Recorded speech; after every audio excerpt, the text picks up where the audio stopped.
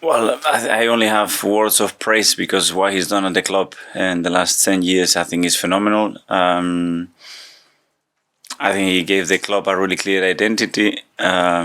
He's managed to keep the team with one of the smallest budget consistently in the league. So just wishing him the best of luck, and it's always for colleagues sad to see when you see those decisions. On to your own club now. Is there any latest on Thomas Partey, an update there, and any other injury news?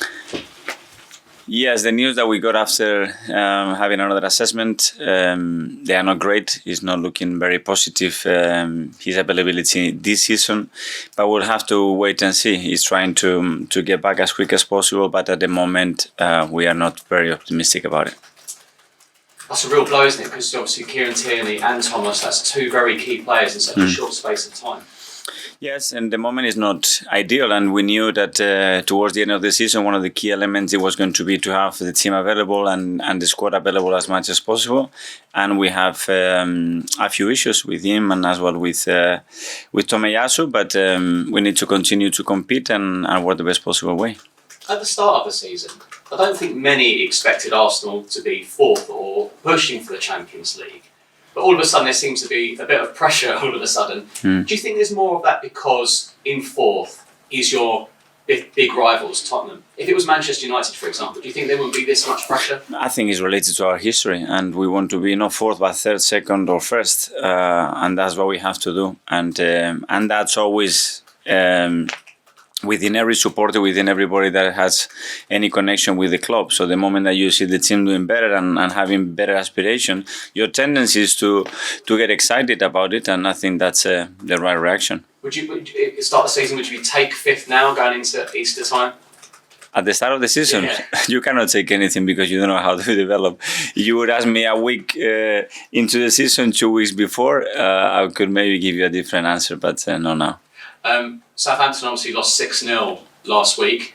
Do you think that's good for your side, or do you think they're going to come back wanting to do a lot better in front of their home fans, or is this a message to say to your players, hey, we can do this as well? I think you're going to see two teams that are hurting.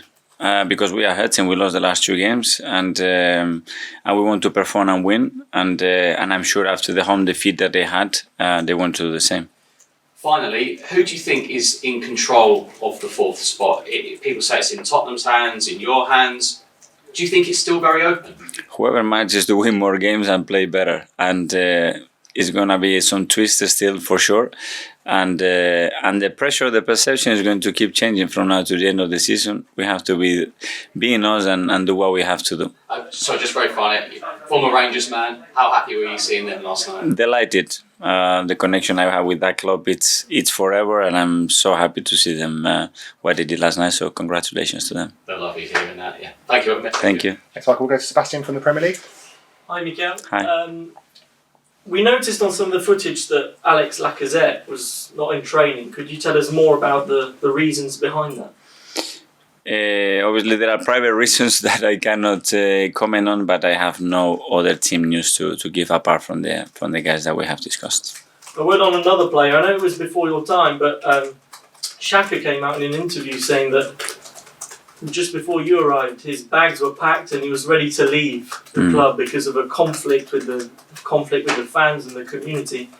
Can you talk us through how you think that situation has evolved and how important he is right now?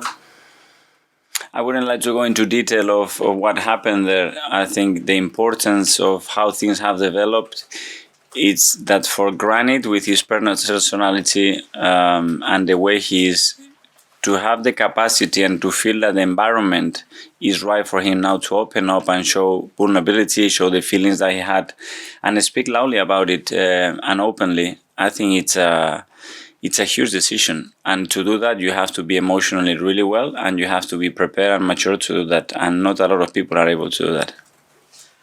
Just one final one from me. After the game against Crystal Palace, you said that the performance was unacceptable. And then you went on to not perform very well against Brighton. What have you done differently this week to avoid another defeat? I said that the performance in the first half, it was unacceptable because I saw things that I didn't see for a long time, and I saw a big reaction in the second half, but we didn't put the game into a situation where we could still get something out of it.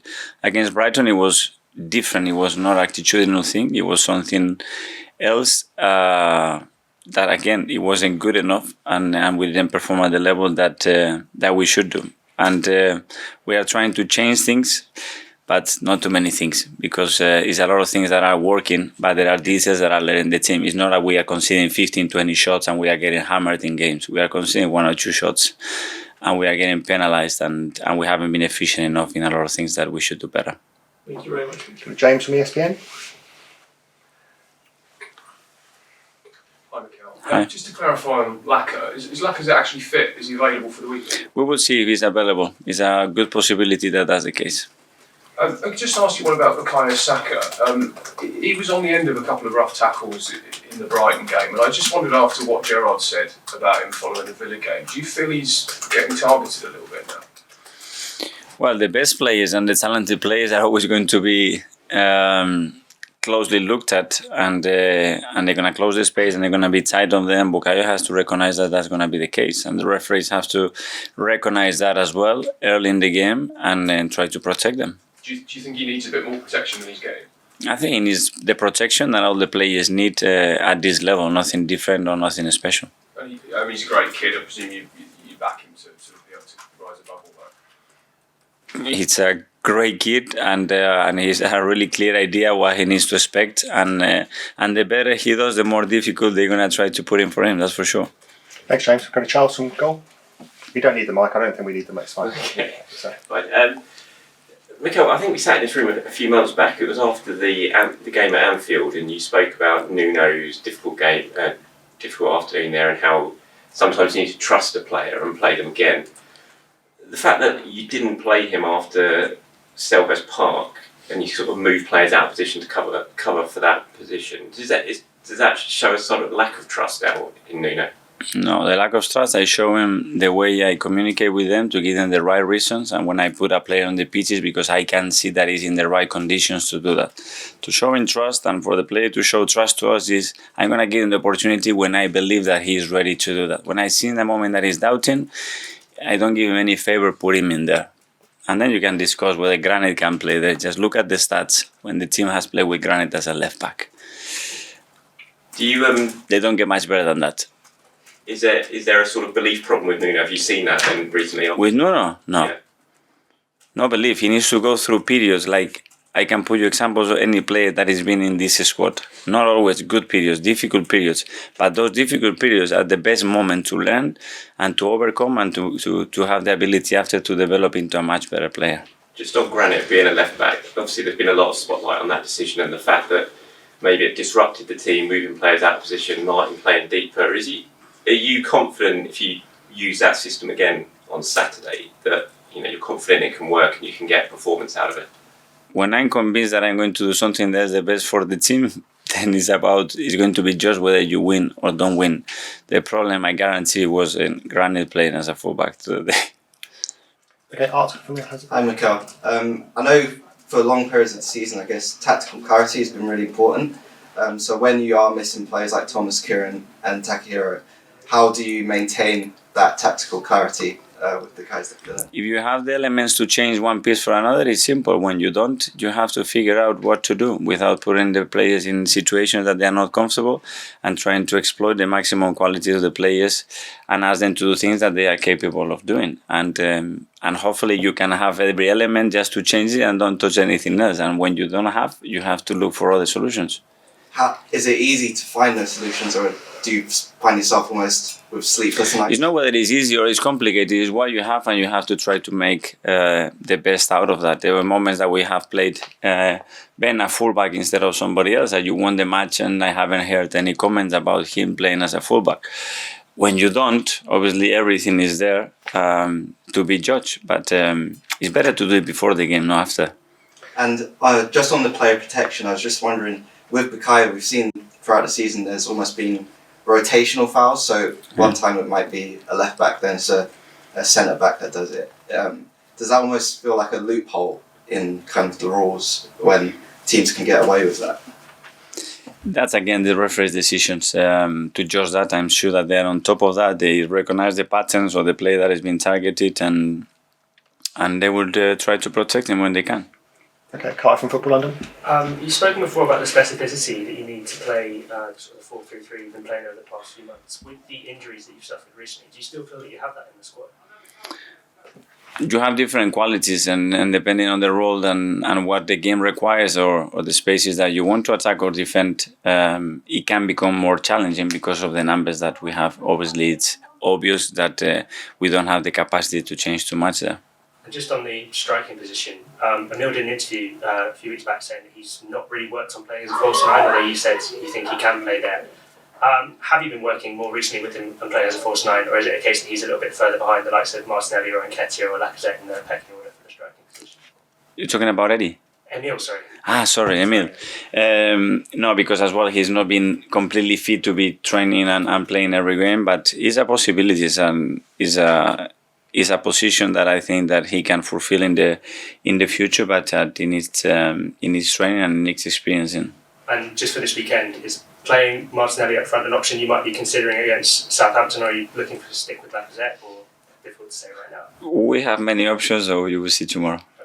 Okay, last couple in the broadcast section. Sonia, do you have one? Yeah. Are you taking any measures to limit any future injuries at this stage of the season, and how important is that? Well, we try to do the best as we can, monitor the players, treat them, give them the right training sessions, and we haven't had a lot of injuries this season. We have some now important injuries to very important players in a crucial moment of the season, and we want to try to avoid that, and if possible, get them back as quick as possible. And how significant is this game in terms of the top four race, given the last two results? Every game, but obviously when you lose, the next game it takes more importance, and we know that. Okay, James from Haters. Hi, Mikel. Hi. Since Cedric's come back to the team, he's been recalled to the Portuguese national team, and this weekend he's playing against his former side, Southampton. Just how impressed have you been with him since he's come back in at right back? Really happy for him because he has a huge ambition to play the World Cup with the national team, and his experience and his age as well knows that he can be one of the last opportunities that he has. He's been working really well. Always when he hasn't played, his attitude has been excellent, and it's good because he can give his options. And two of your former sides had to beat fortunes in the Europa League last night. Barcelona got knocked out, and Rangers went through to the semis. On Xavi, you were probably at the club when he was just starting up in the first team.